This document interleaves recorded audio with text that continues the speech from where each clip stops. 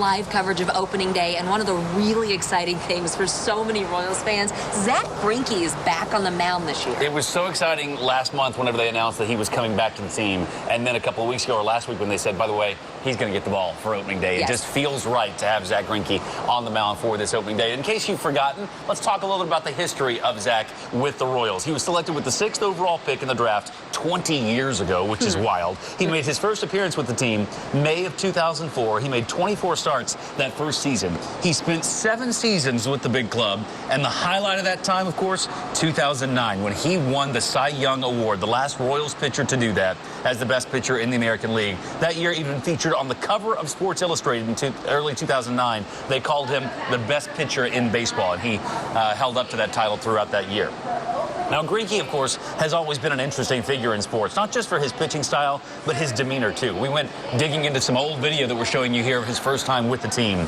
He's famous for having moments in the dugout or press conferences that are different from what we normally expect from a professional player. One of the most well-known stories, too, of his career came in 2006, when his struggles with social anxiety, depression became known. He actually left spring training that season with the team and then considered leaving baseball altogether. That season, he only made 3 appearances, all out of the bullpen for the Royals. Now, I spoke to Dr. Andrew Jacobs. He's a renowned sports psychologist who works here in Kansas City. He's actually worked for the Royals multiple times in the last 30 years, including that first time that Greinke was on the roster more than a decade ago. I talked to him about how the opinions surrounding mental health in sports specifically have really changed since Greinke's struggles became public more than a decade ago. Back when this first came out, well, here's this guy supposed to be so great. What's wrong with him? Why would he walk away? Because people don't understand, I think, the pressures and demands. Really, Taylor, I'd say the last 5 to 8 years, the mental aspect of sports has exploded in terms of its importance. Most professional sports teams now have some kind of psychological professional involved, whether it's a psychologist or whatever.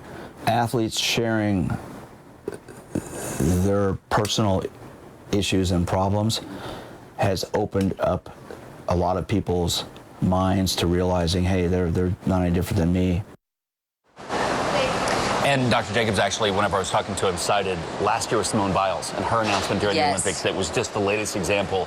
And the reaction to that, of course, was not 100% positive, but there was a lot of positivity in response to what she did in that announcement. And people are, to his point, becoming more aware now of the people that they're watching when they watch sports. That they are people who are under tremendous pressure, and just the different, you hope different, more understanding lens we all see those things through now.